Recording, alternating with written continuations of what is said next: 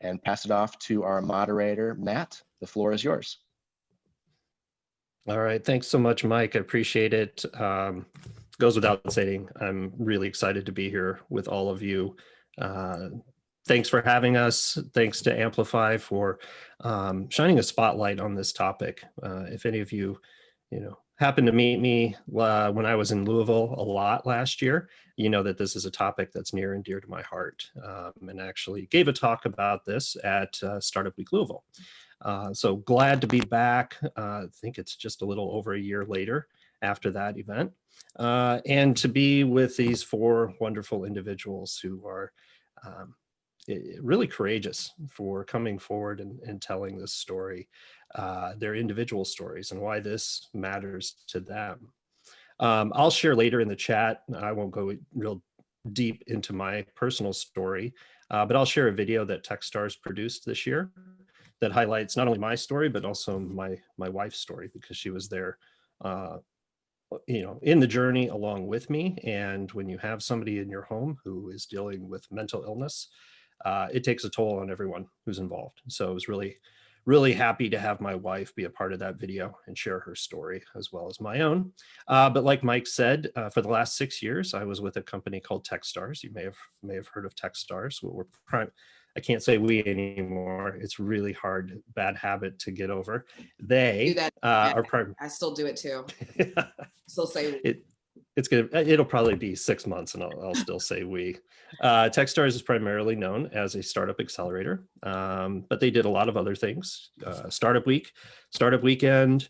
I was part of Startup Week when I started there. I was the global director for the first 3.5 years. And then I took a position with our ecosystem development team, which brought me to Louisville quite a bit last year. And it was awesome. And then I just transitioned out and started my own coaching practice for startup founders and CEOs. So we talk a lot about this. We don't talk just about business, but we also talk about how they're coming into this, their personal life, the whole person is involved in a business. It's not, you don't leave your personal stuff at the door when you start to work. So really excited to get digging into this panel. So I'll just allow each one of the panelists to introduce themselves, tell a little bit about themselves. And we've got one person, if you can mute, please. Thank you. Let's start with Nicola. I just knew you were going to You're first do that, on the Matt. screen. You're right next to me, so. Hi, everyone. I'm Nicola Brown. First of all, I'm a human that builds things in the health space. And so I'm excited to be here today to have this dialogue about the intersection of health and well-being. My background is I worked as a clinician and a longitudinal researcher. So I've been in the well-being space for almost 2 decades, which is scary to say out loud. But I've been in the well-being space for quite some time and have seen founders at all stages and ages burn out and get impacted from not being holistic about their whole human care. And so I'm excited to be here to have this chat and share more. All right, thank you for that. And I'm just working left to right. So Charlie, you're next on my screen. Sure. I'm Charlie Miller. I'm here in Louisville, Kentucky. I was in New York for a decade, moved back here. I'm classic boomerang. Moved back about 5 years ago, and I've got 2 little kids. So it's a whole new thing for me to figure out how to juggle startups and kids at the same time, on top of a pandemic, which has made it very tricky. I got into startups in 2008, and one way or another, I've been kind of failing left and right, but being successful enough that I'm still here fighting my way through it and having fun. I want to also say though, like, I don't have a whole lot figured out when it comes to mental wellness. I've learned definitely some things that work for me, and I'm happy to talk about it. But every day, I would say I'm still learning, trying to figure out the right ways to talk about it and share stories.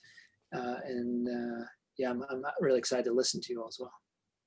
Great, thanks for being here with us. Next up, Dion.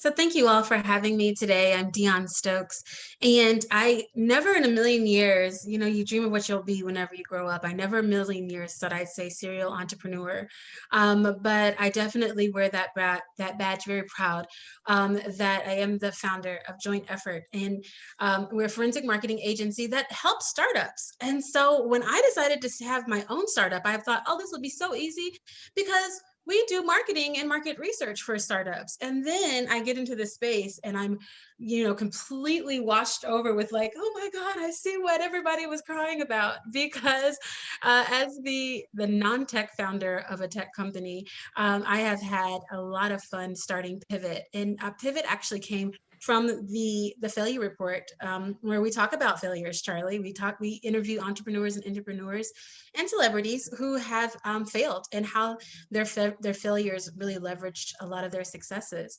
But my psychologist mom was like, so you're just going to talk about failures and you're just going to leave the people with that feeling of like, I failed. And I'm like, yeah, they'll listen to these stories and they'll feel better about themselves. And she's like, when she does the chin rub, I always know there's something under there. And she really encouraged me to have a deeper conversation about what it means to be professionally well. So we started Pivot, which is a professional wellness marketplace that helps individuals to be able to identify a coach like you, Matthew, if a business coach, a life coach, executive coach, or financial advisor.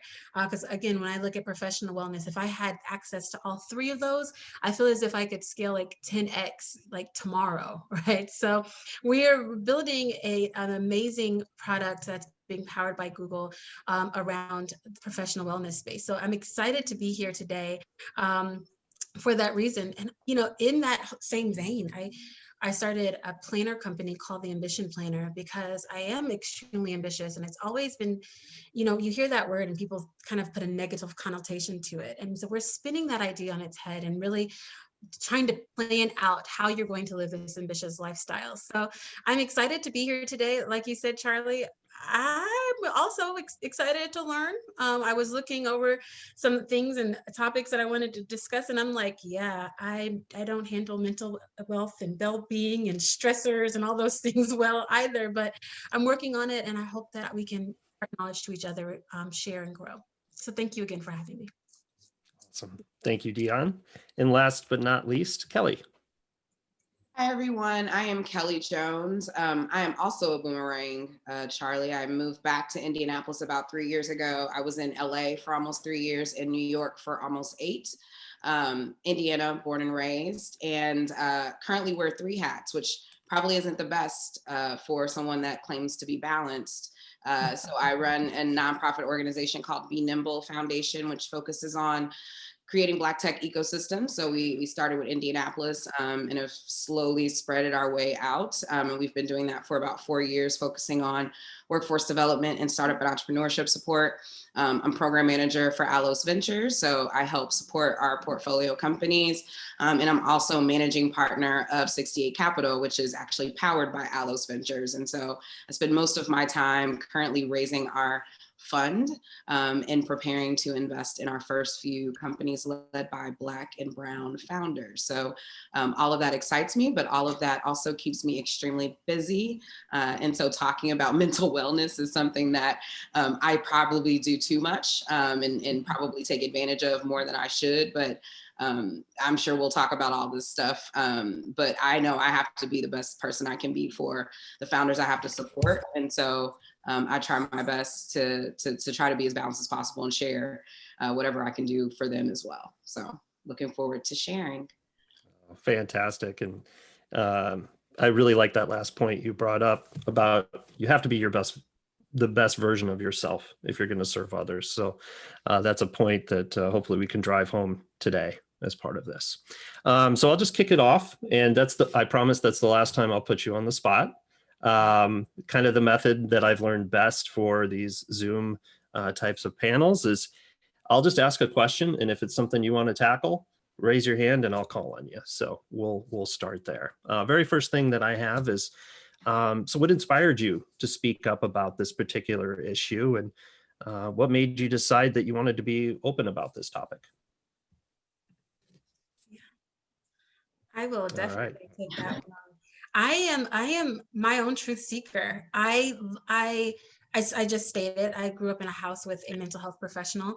And so ensuring that you are balanced and mentally well has been something that I watched as a young child, my mother go through med school and really use us as test subjects to help identify. But as I've gotten older, I've realized that that I definitely struggle with it in and of myself. You know, as a person that has left college out the gate, you know, almost 2 decades ago. Nicola is the same. It's like, oh, this happened. It happened so quickly.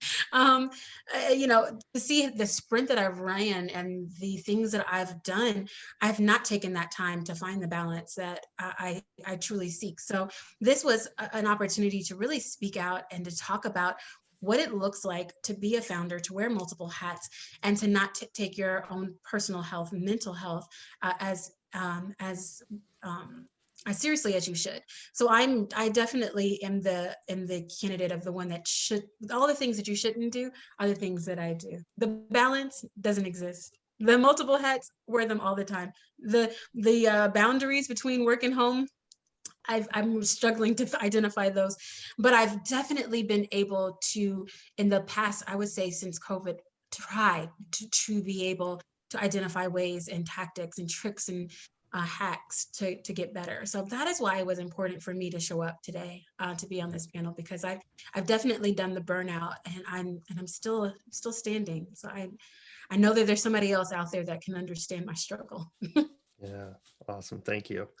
Charlie, and then Nicola. Yeah, almost like a disclaimer to tack on to what she was saying here, which is I've been a listener to panels like this before, and there's always great advice that comes out of them. But I want to make sure that while we're giving out advice, we're all kind of also admitting like there's no like golden state of like you're good to go. You know, the thing's over. You've achieved immortal wellness, and it's not. For me, it's always a process. And I have my good weeks and my bad weeks.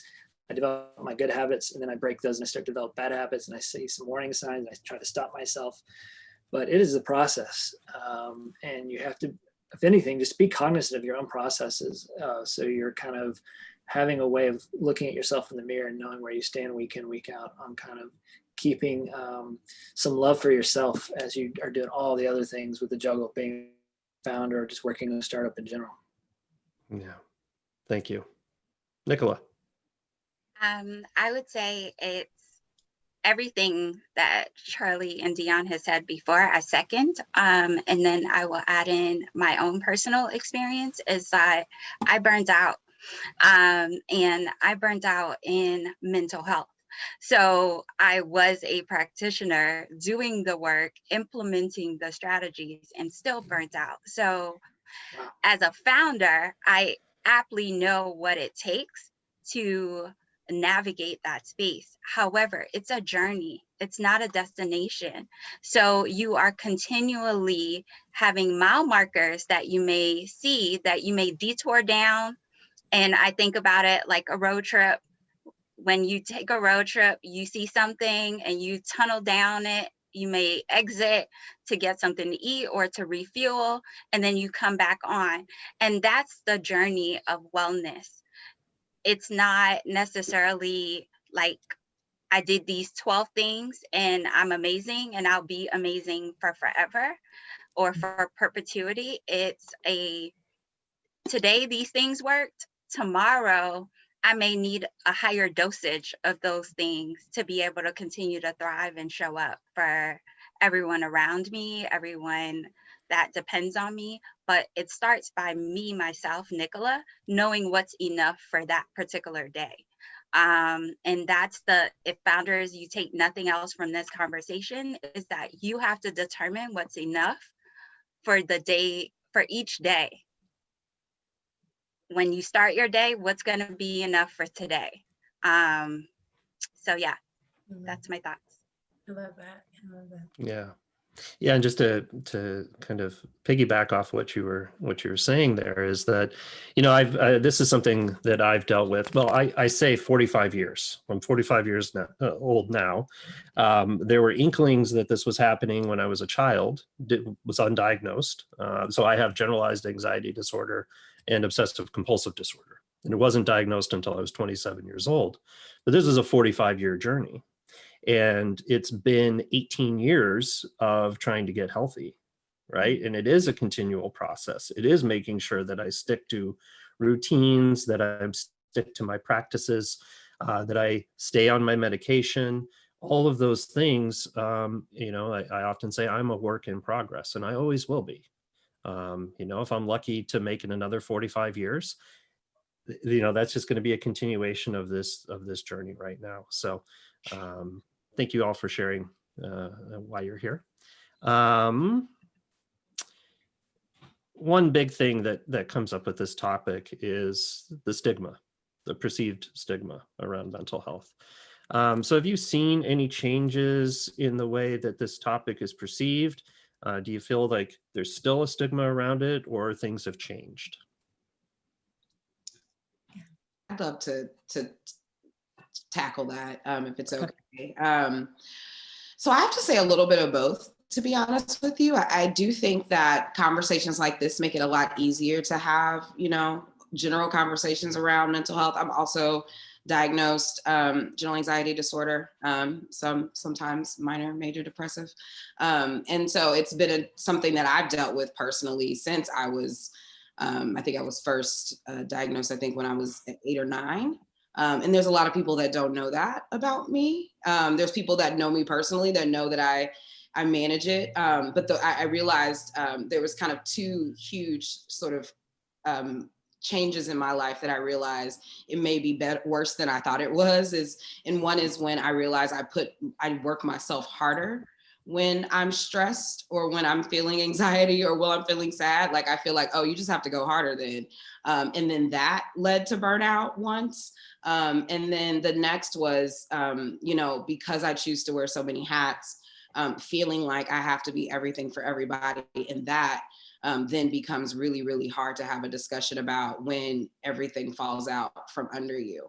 And so, having to explain failure is hard. And so when you have a break or you have a moment where you're just like, I've had enough. I woke up today and felt like I had brain fog and didn't really want to work. It's the first time I felt like that in a while, but it was a real feeling. And that's interesting that happened on a day where I have to talk about this. I do not find that to be a coincidence at all. But for me, that's when it becomes hard to talk about. It's hard to talk about that with my co-founder. It's hard to talk about that with the people who work for me. It's hard for me to talk about that with the people I work for, my founders, and then when they experience it, because I've been on the phone with my founders before, and they've had, they feel open enough to talk to me about the things that they have going on. And I have to be strong for them. And I find that in those situations, it's not stigmatized to talk about my journey, because then they feel seen and we can work through these things together. And so I think it really depends on either one, how I'm feeling that day and what space I'm in that day, but two, like, who do you have around you that you're talking about this stuff with, and who sees it as the opportunity to be open and honest and vulnerable, which is, for me, a very hard thing to be, and who sees it as you showing strength and sharing that you're not okay today and being okay with not being okay. And I think when you find people that you can do that with is when it's not stigmatized versus, when it is, when people are not as understanding. So both. Yeah. Still, yeah. No answer, but answer. Thank you for that. Yeah. Anyone else? Sure. Yeah, Charlie. The first startup I was involved with is called Cognito with a K up in New York. And we developed conversation training simulations to teach people how to have difficult conversations. And the real winner we developed was around mental health warning signs showing up in the classroom. So teachers would understand what to look for, then how to have a conversation with a student to convince them to go to the counseling center. Professors, teachers, they can't force that, but if you have the right conversation, hopefully you can get the kid to go there and take it from there and get the right treatment for the right situation. And I remember developing that and learning so much about this stuff and realizing, hey, this is great that people are learning literally how to talk about it. But what's been disappointing in the last 10 years, as I've done startup after startup, is that special to this space is this blanket that we have to wear on top of each other, which is, even though we always talk about embracing failure and all this the truth is, when you're in the middle of it, you don't talk about failure. You don't show your cards on what's not going right at all, because you have to be living the story of momentum. Everything's going right. And that's just not how it is. If anyone's ever done a startup, you know that's not how it is at all. You know, I'm lucky if I get 1 hour during the day where everything falls into place, right? That's just how it is. And if you've done it, you know that. But the truth is, like, as a founder, you're always talking to people that you don't know, even to investors, you don't know if they've actually ever been a founder. So you have to kind of keep presenting this thing that's this facade almost. And that's tricky when we talk about mental health, because that's another thing you don't want to be vulnerable about, because, hey, a potential customer or investor might be looking at you and they don't want to invest somebody who's stressed out about their 2 little kids who might run into my room any second right now to have a panel about mental wellness. You know, it's tricky. It's a real juggle. Yeah, I love that, Charlie, because I found, I think about 2 years ago, I asked my employees, which are mostly all millennials, to talk about their mental health issues. I was seeing some really big signs showing up in a lot of their work, especially seasonal. And they were not coming to work. They were having a lot of emotional things that were happening. And so one day we sat down and had the conversation, and I was ready to pull all of those things out, because again, I talk about failures. Oh, I got this podcast but am I the one that is really willing to disclose all of those things? Absolutely not. You know, we all have this little piece that we want to keep. Having that conversation was, I think, the most important. It was a change in my mind that said, wow, look at how we were willing to be vulnerable, some more than others, but then look at the array of things that we're all dealing with and that I had no idea that were going on. So whenever I'm asking you to produce this and you just can't, you know what I mean? And I'm stressing you out and you are feeling this level of anxiety because you feel like I need to perform, but I can't do this. Or I have dyslexia, things that we don't necessarily qualify as a mental disorder, but are barriers sometimes to being able to get certain amounts of work done. Was important. And that was something that I've now adopted as just a principle of, I actually slipped it into a job description once, is you have to have a sense of humor if you work around me. That's just kind of like, you just got to do it. But you also have to be willing to be vulnerable about your mental health. Is that you don't have to disclose all of your personal, you don't have to pull out your chart, but we need to know. We're going to be, if we call ourselves a team, if we're a unit, if we're a squad, or whatever we want to put on that, we need to know each other. And a part of that, a part of who I am, a part of who all of us are the things that we deal with on a mental health, on a mental level. So that was something that was huge that we did. We started about 2 years ago, and now it's just, changed our conversation. To your question, Matt, we talk about it all the time. That's great. Yeah. Hey, I am completely depressed today. I can't, you know what I mean? Like, to get that in the Slack message, you know what I mean? Sometimes it'll be, a sad face with 2 eyes. I can't do it. So why am I asking you to perform if you just cannot do it today? That's not fair for me. And I feel like it helps me as a founder to know that's going on, and I'm able to oblige more appropriately. Awesome. Excellent. Thank you. Nicola, did you have? I did. Dion, that's so lovely to hear about your team and how you've empowered them. And one of the things that stands out for me is the both and that Kelly talked about and started off this question with, of like, when is it acceptable? And seeing founders grapple between, is this a good time that I could share this information? Or do I need to hold this card until I finish my fundraising round and then share it? And so there is that grappling of like, when am I good enough to this person that I'm trying to get interest in, so that I can lay my cards out and you can see me as human and not as a money generator for your fund or a money generator for your community. And so that's something I just want to name as a baggage that founders are carrying around. And not just founders, I will say folks like Kelly that are investors. I know plenty of investors that are like, there's no way I can let my LP know that I have X health condition because they may not invest next time we do a raise. So it's at all layers, we are grappling still with how do we talk about are health conditions that are chronic, that are invisible, but very visible in our daily lives and how we show up. And I think that's the critical thing is like, you may not see it, but it's presently there every day. It's a part of you. And so we just got to talk about it. I think some good news on this front is I just saw this week a new fund launch where they earmarked 2% of the investment for the founders' mental health and wellness, which is a big statement. And I think if you're going to start seeing more investors advertise that message, that becomes a competitive advantage, right? To actually say, we understand and we are going to invest in you as a person, as a human, as you introduced yourself, Nicola. That's a real competitive advantage that someone like me would be very attracted to. Yeah, yeah. That's awesome. Yeah. And, you know, the thing that I'm thinking about too is, and Nicola, you kind of brought this thought for me, is the idea of you have a support network. These are the people that you are intentionally authentic with and who will support you no matter what. And then, you know, Charlie, you were saying there's almost this facade, right? And so in some circumstances, there are times when you can't be your fully authentic self for various circumstances, maybe you're raising or whatever it is.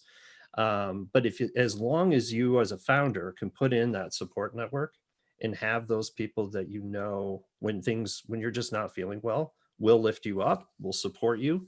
That's vitally important. That's one of the things I know at Techstars we would teach to all of the founders coming into our program. Who is your support network? Foster that, and make sure that you always have those individuals around you to support you. And then to the, you know, Charlie, you mentioned investors. I'll put in a little plug here. Last year, Techstars put together an entrepreneur's toolkit around mental health.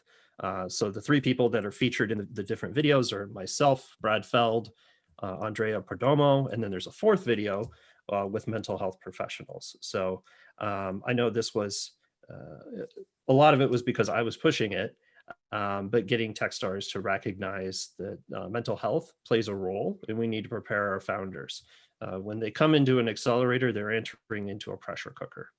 And that's when they feel like they can be the least vulnerable as possible. So we actually developed a module that our MDs would deliver in the first week of the program, talking about the importance of mental health, that it was okay if something was feeling out of whack, it was okay to talk about it. And if you didn't feel comfortable talking to an MD, find somebody who you are comfortable with. One of the things that I was pushing as well was trying to get the every program to have a therapist who was just, you know, open office hours with a therapist, just like you would meet with any other mentor. I have something to say with that.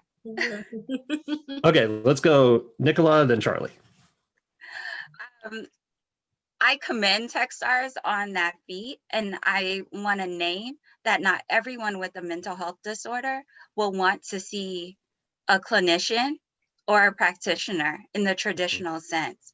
And so that is part of the way that I see that we have limited the scope of mental health, in the sense of thinking of, oh, there's a therapist available, there's a coach available, but there's so many other healing modalities that support us in thriving and being whole humans. Let's not limit the sphere of how you become whole and well with your mental health, of saying, here is an entree, here is a menu instead of an entree, so that the individual can choose what they need, because there's so many individuals that I've come across in my practice and even in Kokoro that have had clinicians that have actually done more harm than good. And so it's just something to name, that not all clinicians are good clinicians, and not all clinicians understand the founder journey, especially the startup founder journey. Yeah, thank you for naming that. I think you're exactly right. I've had entrepreneurs who have approached me and said, my therapist is terrible. You know, and it can damage how they approach their health. It may, you know, put up a wall And when you're right, it could be, well, you didn't need to see one. Actually, if you would have paid attention to your diet and sleep and exercise, that could alleviate a lot of things. So thank you for bringing that up. And Charlie? I'm sure something you have in the toolkit is related to a mistake some early founders or first-time founders make of kind of equipping their egos to the startup, right? And one thing I've learned over time is I got to remember I am not my startup. These are two different things. And if my startup isn't going well, that doesn't mean I'm a bad person or I'm personally a failure, right? These are always separate things. And also when the startup's going really well, don't let that get my ego way high. Like, again, these are totally separate things and they're not the same. And that division is really important to learn. Yeah. Oh, thank you for that, Charlie. I'm actually going to write that down because it is so easy to mix them together because you do become one. You know what I mean? It was my brainchild. I birthed it. I'm watching it grow. All these things. But to your point, Nicola, that's really was our concept behind starting Pivot, is that there are so many additional other ways to being mentally whole. You know what I mean? So we're calling it professional wellness, but there's so many, there's a menu of ways that you can access what that wholeness looks like for you. And it's been exciting to build this platform. But it is something that I can't wait, as we're launching our MVP in January. I can't wait to use myself because I want my mindfulness coach. I need a life coach. I need a financial advisor. I need all of you all, you know what I mean, to be able to help elevate me just as a startup founder. It's not just a person. And again, when you talk about an MD, there's a lot of things that go behind your mind of like, well, I don't need a psychiatrist or psychologist. You know what I mean? Like, oh no, it's not that bad. I just need someone to talk to. And then you get on the couch and you're like, oh, actually, oftentimes. But then sometimes there is that time where you just need someone that is a listening ear. So I appreciate you saying that. I feel like you just validated my business model. Thank you. Yeah, Charlie, I think, a big factor in my wellness has been mindfulness, and to be able to, through meditation, I'm almost 20 years into my meditation practice, sitting there and being able to recognize that the ego is just one of the voices in my head. It's not who I am. And oftentimes we're trained that if we have a voice in our head, that's who we are. I was a victim of that until finally, because of my mental health crisis, it allowed me to sit and watch not only the voice of ego, but also that of my intrusive thoughts that are part of my obsessive compulsive disorder, where I used to think, am I evil because I'm having these thoughts in my head? But when I could actually just sit and watch them, it was like, no, that's not who I am. And so being able to go through that exercise of mindfulness, watching, stepping away, not tying my identity. And I've done this a few times over my career where who am I if I'm not Matt who founded this? Because I had that and then I lost it and then I felt lost. So if you can work on that and know that, no, we need separation between those things. And mindfulness is such a core component to our capacity to be resilient. If we're unable to be mindful and we think about, as a founder, you want to be resilient, you want to be able to navigate the ebbs and flows that comes with building and even starting. And without the capacity of mindfulness, then you are going whichever way the wind flows. And so that's a core component of being well, is being mindful. Yeah, Charlie. It might be helpful for some people to hear me say that I'm at the beginning of my mindfulness journey. I've tried meditation. It hasn't worked for me. And I'm still trying to figure out how to make it work for me. One thing that I remember learning, I was in a hotel room in London while at my last startup that I co-founded, got our big first customer on the line, which is such a make or break moment for a startup. It was the BBC. 1 week after we launched, we're over there pitching. And next thing I know, I'm like living there for 5 months, running workshops to get them fully on board through the sales cycle. So it felt like the most important thing in the world. And I got super stressed out, living out of a suitcase every day at a different hotel. And I remember like searching for YouTube, like advice, like how do I handle this? How do I handle this stress? How do I figure out this mindfulness thing? And I came across a video that explained this teaching about the glass of water. If you hold the glass of water long enough, it gets really, really, really heavy. if you just put it down on the table for 30 seconds, you can pick it up again and it's light again. And like that always stuck with me. I've got to figure out a way to put the start stress down and just get it out and do something else and let my mind rest. And it's made a huge difference for me. Mhm. Love that. Yeah, thank you for Love sharing that, Charlie. Mhm. Nicola, I'm going to break my promise, but I am going to put you on the spot. Come on. When you were talking about mindfulness, it's one thing to be on the, in meditation on the cushion, but how do you bring that out into the world with you? I'll talk about my personal practice, and then I'll talk about what I have taught founders. So my personal practice is counting before speaking.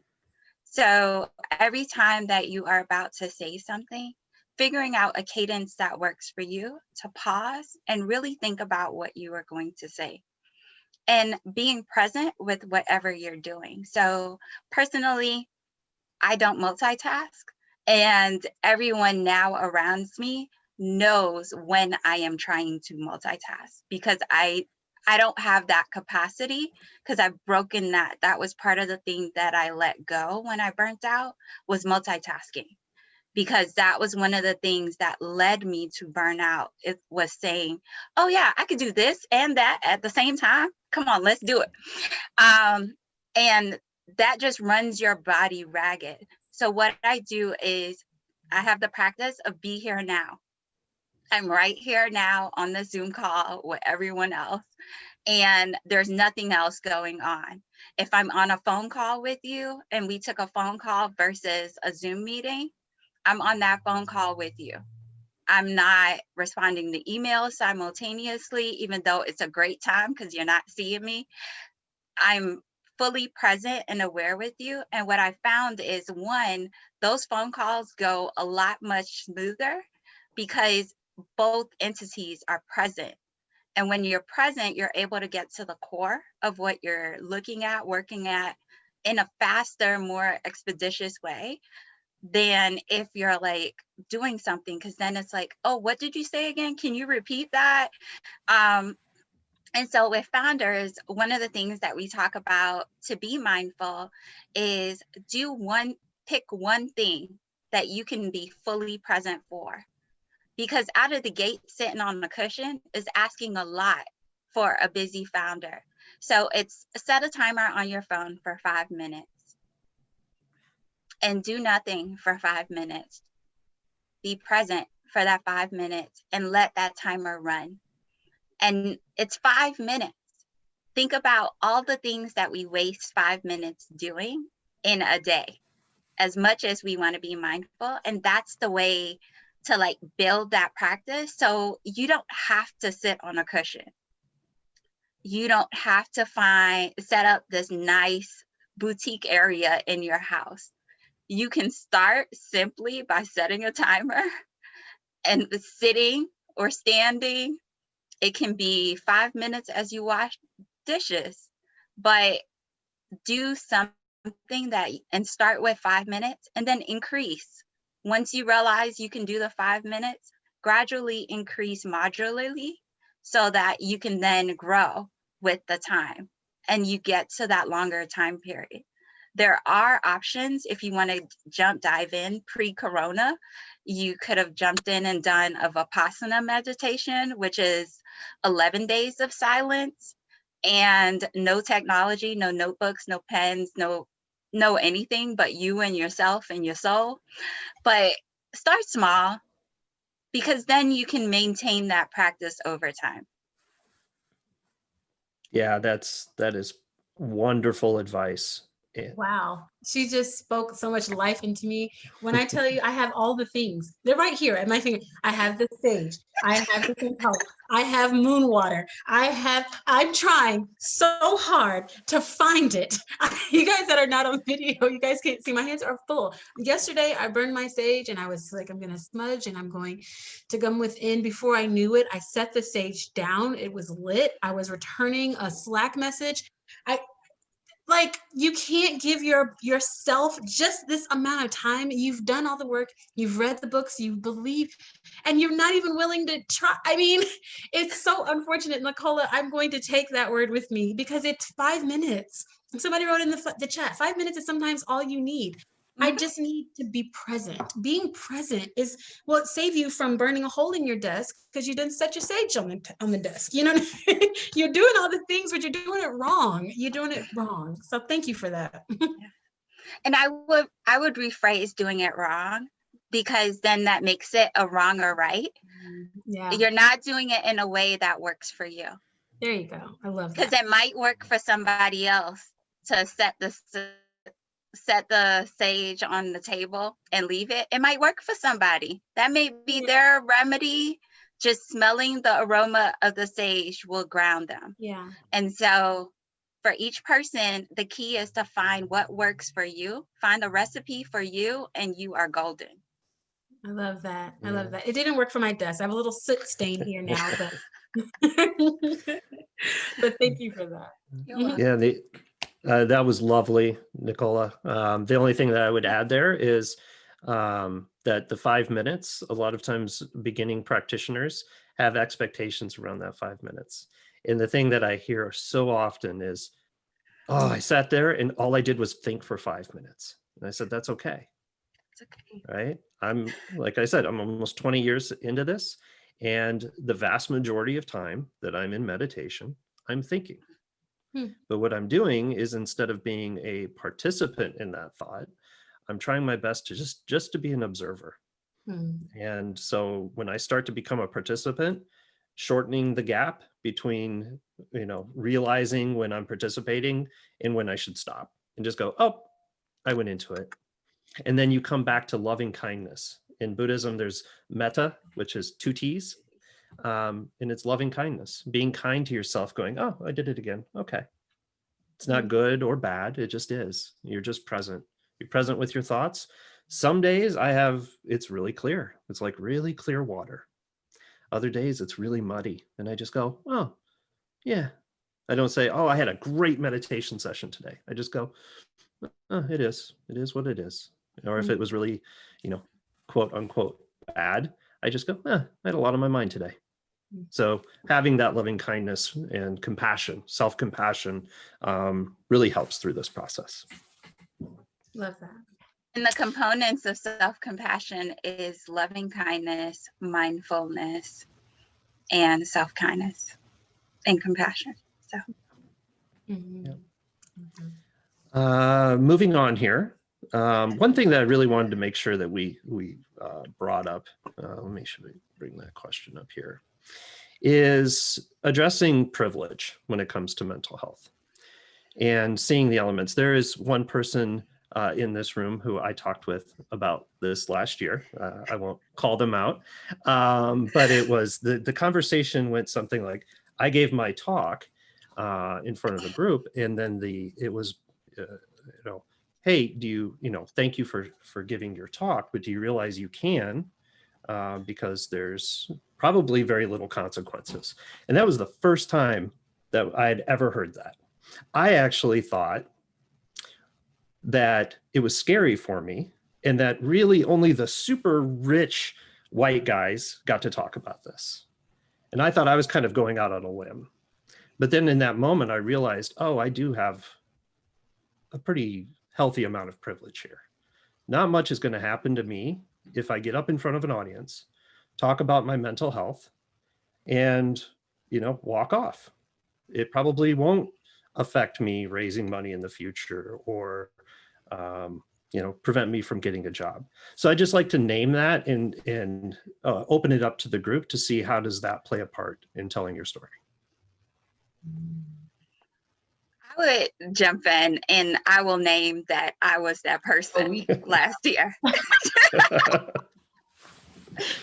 And I knew Kelly knew that right away. I was like, but it is a privilege. And where I sit, I have privilege in what I'm able to share too. And when I am able to share, and what tables I am sitting at to be able to share. And so I think what to note with that is, with your privilege, who are you opening up access for? As you know that you have it. So one of the things that my colleagues and I have done is, we know that mental health is still stigmatized in communities of color. And at the start, right after the George Floyd murder, we started, the three of us, myself, Netta Dobbins, as well as, whew, I'm getting emotional about this. Because this was so pivotal for our work. Myself, Netta, and Lenore created a space called Breathe. And on Wednesday, Thursdays, and Fridays, we offer free sessions on Zoom that anyone can hop on and have a grounding space, because it's not something that access is equitable to presently. And so using our voices in that way as three startup founders, saying, hey, we need to open space that individuals can have space to ground themselves, find their voices, recalibrate, and be able to enter the world.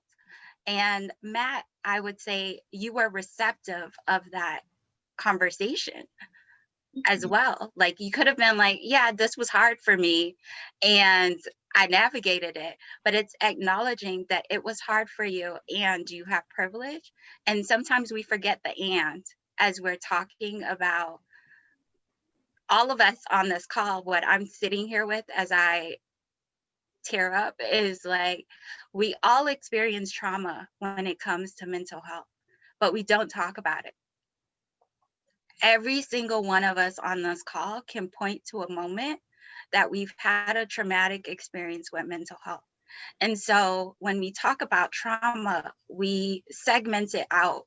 And it's like, oh, it wasn't this bad thing. Like, I didn't experience abuse. But as a founder, when your mental health is not being taken care of, what you're doing is traumatizing yourself. Mm-hmm. And if you reframe it in that way, that access and that privilege, we all have a privilege to take care of our health. I don't want to get emotional, but that was fantastic. I think it's important to mention too, and this is in no way to discount anyone else's mental health journey compared to anyone else's, but the level of things that, I will say as a Black woman, I put on myself before I get to a breaking point is probably a lot heavier than when other people break. And that's actually something that we just naturally have to deal with. So I think there's not only a privilege in how you share, but also a privilege in how much you can take sometimes, and privilege not being a bad thing or being a good thing in this case. Because I do find that I tend to hold on to a lot more. And I mean, it's actually it's one of the things I'm working on, right? Like, very self-aware, like resiliency is a thing for me, but I know I also put a lot on myself and I will carry it until I literally gotta go to the hospital type of thing. And that's just not healthy. And sometimes, they always say you have to be, 2 times better, 10 times better in order to get, the same amount ahead. Imagine that also having to do with the amount of just like trauma and day-to-day just stress that you put on yourself just to get through walking down the street sometimes, right? And so I think that's why it's also really important, to take advantage of the space that like Nicola has brought, that's on my calendar every week that I've made it to once, but I try. And I think that's important to list, is that I try, but, having that time. And I think for me, I need to make it a point to do that better, and also make it a point to continue to share that with our founders so that they join, because I know that they're going through it too. There was a couple of weeks, probably even going past the election, where my follow-up meetings with founders just catching up was 30 minutes of us venting about how we felt that day. And I never started with how is business or how's work or how's the raise. It was, how are you feeling? And we would generally spend 20 to 30 minutes talking about how we're feeling before we could even get to, and sometimes didn't get to it. And that was okay too. But I think what I loved is at the end of those meetings or calls, when we were trying to schedule another time to actually talk about work, was the thanks of just like, I'm glad you just asked me how I was doing, or I'm just glad that we could just sit and vent, or I'm just glad that we could spend time just talking about what this is like. Because, I don't want to talk about raising money right now, or I don't want to talk about, the sale I didn't get, when I'm trying to figure out what this country is going to look like in a bit, or, what's happening with George Floyd, or what's happening with these protests, or what's happening with, organizations and companies saying that they want to support Black people when we really don't know if that's going to be the same case 3 or 4 months later. It's just a lot to hold on to. And so I think that's something else that I think in general, we all have to be cognizant of as well. Yeah. Thank you for sharing that. Mhm. And Nicola, didn't want to call you out, and thank you for naming yourself. One of the things that I took away from that exchange, not only was recognizing the privilege I had in that moment to just be able to walk on a stage and tell my story, but the thing that really stuck with me that you said was, and I think I remember saying, okay, what can I do about this? How can I help? And you said, keep telling your story so that someday I can. And that just hit me like, so I have vowed to tell that. I tell people when I give a talk, I will bring up that moment in front of people and say, I recognize my privilege, and hopefully someday you'll be able to speak about what you're going through. So thank you for that. That was a gift. All right. Ben and I just received that as a gift as well. I love that. That was a gift. Thank you, Nicola, for that. Ripples in a pond. It just goes out through the universe. Love that energy. Kelly, you were talking a little bit about being open and creating a culture of openness. Are there specific techniques? I know you said just simply asking the question, how are you feeling, is so powerful. Is there anything else you implement, or, we'll open this up to the panel of just trying to create a culture of openness and inclusion around neurodiversity? Yeah, I think one, sitting in the seat, it's easier for me to understand. I can tell in a person's voice how they're feeling most times, and so I always make sure I start any call with anyone with just, how are you doing? How's life? Because I think sometimes it's just great to just talk about what's going on, good or bad. But I like to make it, open and honest for people to feel like they can share, because I realize that if, essentially we invest, or even if it's just a company that's been through one of our programs, that, we're going to be connected for a really long time. And so I have to like you. And so it means I need to get to know you. And that also means the good and bad parts, and the things that you may see as bad or people may see as bad. I don't generally. I have a lot of tolerance for a lot, other than just direct disrespect. But things that, that you're going through, or things that you're feeling, or, I had a founder tell me, he's like, yeah, I took 3 days off. And I'm like, was that enough? Because I know you sleep on an opposite schedule, and that's problematic for me. Like, we shouldn't both be up at 3 a.m., talking. You should be asleep. And, so I'm like, I force people to take days off. I think it's important, even though I may not do that for myself. I'm getting better. I swear, it's a balance, but I swear I'm going to get better. But I feel like, because I know what I need to do for myself, I force founders to do that for themselves. Because I don't ever want anyone to feel like they can't share, or that they can't take time, or that they can't take a break, or that what they're doing is weak. And you can tell when their work is suffering. You can tell. It's really clear. And so I'm forgiving in that way. I always say my things that I have to work on, I'm super self-aware, but I know resiliency is a thing that I have to work on. I'm not good with no, I'm not good at failure. I can take it, and I'm strong, but it takes a while for me to just like pull myself out of that. And that's, no, everyone has something like that with themselves. And so whatever that thing is that you have to do to get yourself past it, that's more important to me than a company. Wow. Thank you. Kudos to you for putting that in. Anyone else? I love that, Kelly. I'm sorry, Charlie. Go on. You raised your hand. Mhm. I was muted anyway, but just to add on to these comments, which are all great. I know for me, the best laid plans can be blown up very quickly because I have two young kids, and like setting aside time for myself, figuring out how to meditate, getting exercise. It's so hard to figure out when I can do those things right now because I have a 4-year-old and a 2-year-old. And then you also like think about sleep. Sleep is so important. It's like when you talk about rejuvenating yourself and investing in your next day, you know, it's like, it's the most important thing I've come to appreciate at 42 with small kids. And I don't get sleep very regularly, or at least any deep sleep cycles. And man, it just, it blows everything up. You can have the best plans about your mental wellness, and it just is not easy right now. And I know it's not forever for me with young kids, but I want to give a shout out to the parents out there that, you know, you just don't want to pull your hair out when you hear other people talk about, you know, they get those meditation practices and I go for these great runs. I went hiking for all week. Yeah, sounds nice, buddy. I love that. Nicola. I love that, Charlie. Thank you for bringing up being a parent and what that means. A lot of the founders we work with are parents in Kokoro. And one of the things we suggest is start the practice with your children early.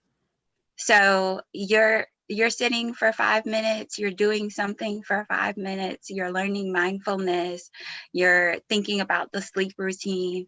Start that conversation early. That's early childhood development that you're doing, and simultaneously supporting your well-being at the same time. So yes, parents, you do need time to yourself that you can think as an adult and not have to spend time translating it to childlike language. But alongside that, you can create it as an experience. Especially, I saw a comment in the chat earlier about how all of this translates in quarantine versus our pre-normal time that we had pre-corona. And I would say what's different in quarantine is that we have slowed down, so we notice more. It's not that these things are new. It's not that these stressors are new. It's that it's compounded to a level that we can no longer ignore it. Mm-hmm. Yeah, I love that. You know what's so interesting about you saying that, Charlie, is that on the opposite side, I don't have children. And so I get well, you should have time, because you're not, especially now, which is really interesting. You're not homeschooling your kids. You're not doing these things. You're not having to close the door to make sure that they don't come in. You're protecting your space from your dog, and that's all, you know, and you should be able to maximize that. And during my, I would guess you would say, childbearing years, if there's such a thing, I owned Joint Effort, was still doing marketing, and every 2 years I took time away and was a political strategist and manager. And I did that for 13 years. And I joke, which is, it's not funny, but I say I forgot to have children, but I literally did not schedule time in my life to do the thing that I honestly wanted to do. And then now that you're approaching 40, you're like, oh yeah, I didn't do those things. And when I say there's a lot of, talk about mental trauma, when we talk about women and children and what our roles and responsibilities are, when we talk about building a family and having what a family unit looks like, how that is ideal for what your in your mind's eye, what your life would be like for your partner, and all of those things, you get into a whole nother level that we just simply do not have time to discuss. Because just like Charlie saying, I have 2 beautiful children. I love them with every fiber of my being. But how do I manage these 2 things? It's this opposite side of saying, I don't have them. And I feel as if, and I say I feel as if, and I feel like I'm saying it as if it's not true, but I know that individuals treat me completely different because I don't have children, and they expect more because they're like, well, you don't have the stressors that I have, because of, the assumed time that I then, had. And so because they assume that on me, then I take it on. I'm like, well, you're right. I should probably have more time in the day. I don't have to put a kid on the bus and make a lunch and do a pep talk and give them a bath at night and comb their hair. You're right. It's such a balancing act, and it's so interesting how it affects each of us differently. Yeah, absolutely. It really highlights that each one of us is an individual and we have our own thing that we're bringing to this. And, when you start to operate from your worldview or your lens and say, well, it's like this for me, shouldn't it be different for you? We really have to check that and say, no, we're all different. We all have a different lens. We all have different experiences and different pressures, and let's honor that. So thank you for that. One thing I do want to share, and I'm putting it in the chat right now. If you're looking for a real easy way to inject some openness around how people are feeling or doing, I learned this from the folks at Reboot. They're a coaching firm in Boulder, Colorado, and it is a simple red, yellow, green exercise where you start off a meeting and just say, how are you feeling today? Red, yellow, or green? And if people want to elaborate, they can. If they want to say, professionally, I'm yellow, there's a little bit of stress. Today I'm red. Because when I went to leave home, my dog threw up, my kids weren't dressed. And so I'm entering into this workspace in the red. And that is an invitation for people to say, how can I support you today?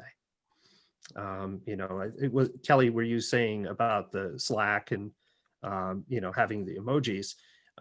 It's just, another form of that, just to open it up and say, it's okay to be human here. Yeah. And so I know that, the title of this was mental health, wellness during the holidays. So to put a bow on it,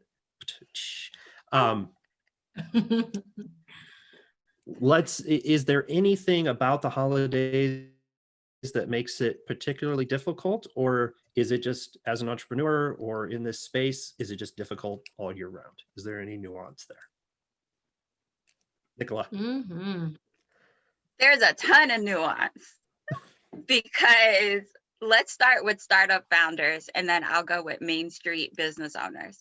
As a startup founder, you are revolutionizing your industry. You are doing something that has not been done before. How do you explain that to your family when it's usually not the path that you went and got college loans for? So there's a layer of stress on top of your already founder stress. If you have a team stress, and then if you're thinking about raising, what your investors' expectations may be of you, what traction you may have, and let alone this is the time of the year everyone gets silent because investors stop taking meetings because it's the holiday. They take a break. This is when they disconnect and recharge. But the founder is like, actually, I need you now more than ever so that I can know that my Q1 is set up ideally. And so families are asking, how's the business doing? How are things progressing? And you're like, I made these milestones. How do I translate this milestone to my family that don't even understand what I'm doing? So now you have to translate and create a new language. And I was joking with one of our investors at Kokoro last week and saying that who knew that being a startup founder, part of your full-time job is translation. You are always decoding for your audience, and your family becomes one of those audiences in the holiday season. And the best way to take care, one of the ways I suggest, is thinking about before pandemic, you may not be traveling, or you may already be quarantined with your family and they're trying to figure out what you do on Zoom all day. Writing out to yourself, how would you explain this to a 5-year-old? And I know it sounds really cheesy, but like if you can explain your business to a 5-year-old, your parents will get it and don't have to understand the industry, because it's usually your parents, your grandparents, those that love and care about you that really want to understand, because they only want to support you to do great things. But the stress and strain of trying to translate it to them then stresses you out. And so it's thinking about how to mitigate extra stress by distilling what you're doing into a translatable way so that those that love and care about you can continue to support you. Awesome advice. Yeah, it is. It's definitely difficult because everyone is slowing down, and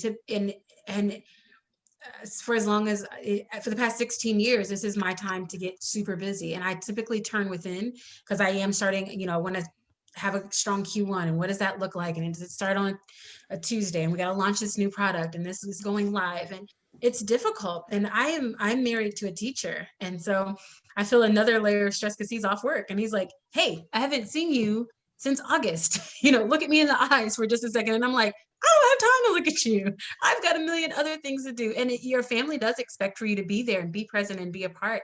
And it is definitely difficult. But when you talk about explaining what you do, how have things been going? I have severe imposter syndrome whenever it comes to a lot of things. So celebrating those wins with my family, yep, you get it. It's just like, yeah, so so they get all the terminology wrong. They're like, so you were raising money, and I'm like, oh, the raise went well. We did this, one point, and they're like, what? That's a lot of money. Well, Thanksgiving's on you, and I'm like, oh, it wasn't my money.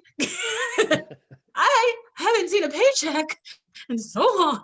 And so, they don't understand those things. It's hard. It's hard to impossible. So, if explaining it to a 5-year-old, backing some of those things up is great because it is so difficult to really balance it all, just with the time and then with the explanation, and how they perceive what you're doing and how that's working. It's difficult to explain. And it's so interesting, Michael, because I have imposter syndrome with my family. Amongst you all, I'm like, I don't know you guys seem great, but it's not a problem. Family, it's just like, you guys know, it's like, another level of me and you're like, you're doing that. And they're like, are you really doing all that? I don't know what that emotion is. And those are the two voices that play in my head when I talk to them, but that's how I honestly feel. And it's a lot. It's a lot to try to balance. That's so real. I'll jump in Yeah, to say Charlie. that I think it's such an important point about imposter syndrome in front of your family. One of the hardest things for me to learn as a founder has always been like knowing what advice to take and what advice not to take, whether it's on the business side of things or like what we're talking about today. And even listening to a panel, like when do you know when to truly trust a panel or whatever? It's hard. And for this one, it's like really important. Like when you're with your family, be careful what advice you take from them. Be careful what judgments you take from them. You can leave it all. You don't have to take any of it. And I think it's important to realize you have that privilege if you want. Mm-hmm. I love that because my family loves to say like, you're so stressed out, you shouldn't do all those things. And they may be 100% right. But then I take it away and you said it, Charlie, and I really legitimately wrote it down. When you have a win, you win. When you've lost, you've lost. We're not the same person. You know what I mean? And I tied myself into what I do so much until, especially when I worked with politicians. I worked for Doug Jones of Alabama since 2006, and he lost this year. And I know I'm going to have a great conversation with my family around that because they're going to be like, you didn't work with him. And if he would have worked this year, maybe we would have done, and I'm going to I start internalizing all of those things, you know what I mean? And the stress behind it, I'm working on figuring out how to handle even just their advice, their comments. They don't come from a bad place at all. And I know that, but somehow it sticks to you differently than if a stranger walked by and was like, I've got, you can imagine my inbox is like, Dion, how did he lose? And I'm like, I don't know. I didn't work with him this year. I retired from politics. And they're going to be, and then they say, what, why?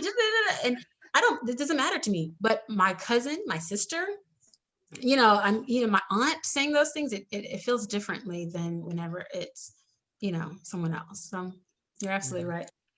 It cuts deep when it's family. Yeah. And that's the thing when Matt talked at the top of the call about having that core group around you. Mm-hmm. It's also the boundaries within that core group.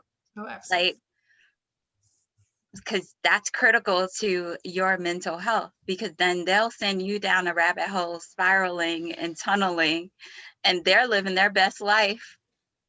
And have no idea how they've affected you. They've walked away. Yeah. Yeah. Well, thank you for all of those stories and for sharing. It is important to talk about how it is different during this time of year, and how different people will affect how you feel about yourself. The imposter syndrome, which a lot of founders feel, because you're creating something, and oftentimes it's not even, in some cases it's not real. It is a story. It's a idea that you're trying to, bring into the world. And so, yeah, it's hard to actually touch something and say, yeah, this is real. Look at it. So thank you for sharing and being vulnerable. I do want to leave a little time here. I think we've got about 14. Are we okay on time, Mike, or is 14 minutes? Okay. I know, Lisa, you had a question, way back about a half hour in here. So I'll just open this up to the group. How do you know the difference between poor mental health and other negative effects because of COVID-19 impact? That's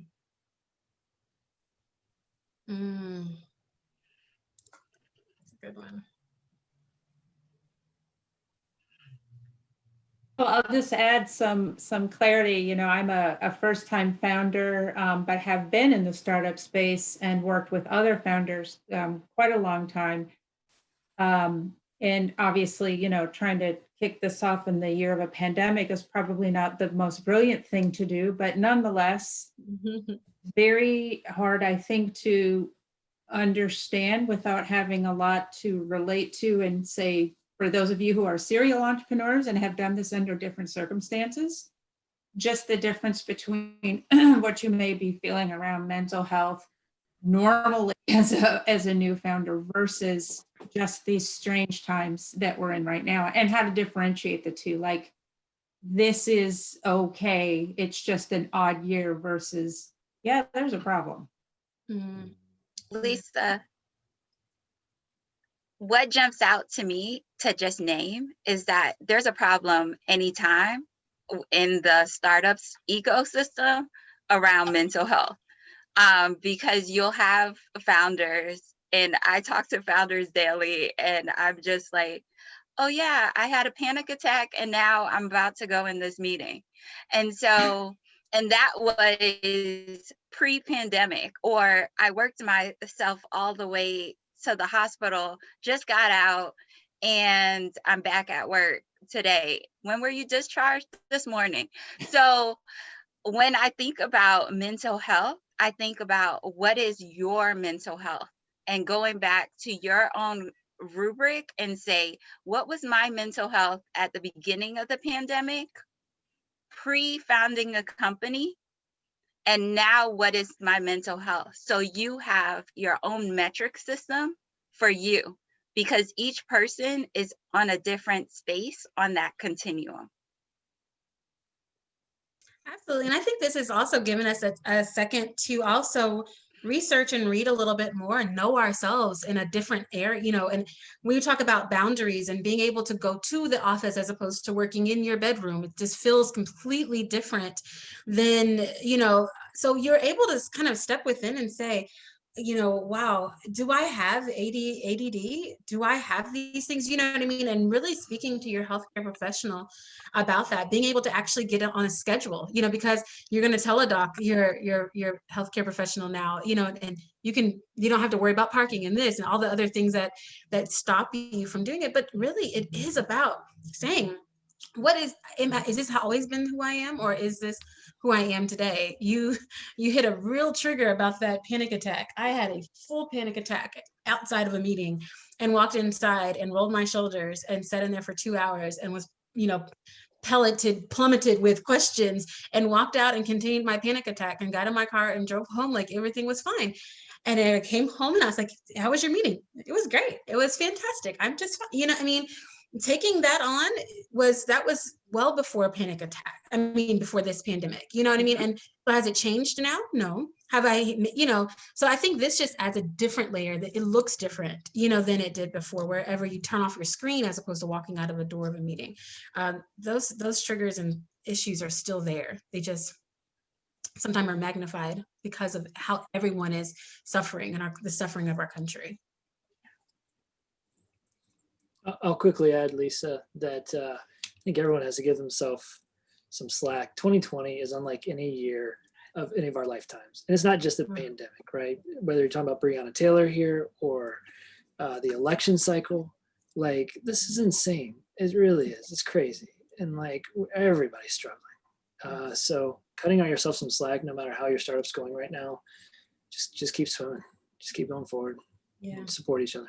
Yes, I love that. Great. I appreciate that. And all of you speaking so honestly today. Thank you. Absolutely. Thank you, Lisa. And congrats, Lisa, on jumping in and starting. Congratulations, female founder. Yes. Yeah, that's awesome news. That is awesome. Any other questions from anybody? Feel free to come off mute, go on camera if you'd like, or just put it in the chat. I'm monitoring the chat right now.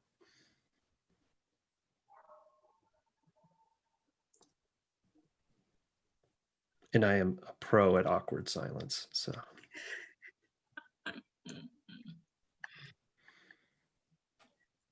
All right, when is the next session?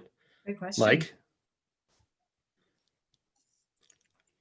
Well, the next session is not on mental health unless you guys want to come back and do another one, because I think we could go another hour or two. But next session is in December. We got a couple, this weekend. If you'd like to all attend, we have our first ever Startup Weekend Kentucky Online Edition. We are combining all the communities around the state to go through this entrepreneurial exercise. It's a great weekend if you never attended, but basically make a company in 54 hours. But we've got a couple other sessions. We got the good, bad, and the ugly coming up with some founders and investors who have left the state of Kentucky, and we want to know why. We want to understand what we can do better as a community, where the opportunities are for us to improve. We've also got a session coming up on crowdfunding with the WeFunder, as well as, and Charlie Miller, I believe you might be joining us again, hopefully. But yeah, a couple of great other sessions coming up. Another one with Argent Strategies on financial statements. Get some more core understandings of some basics that we all need as entrepreneurs.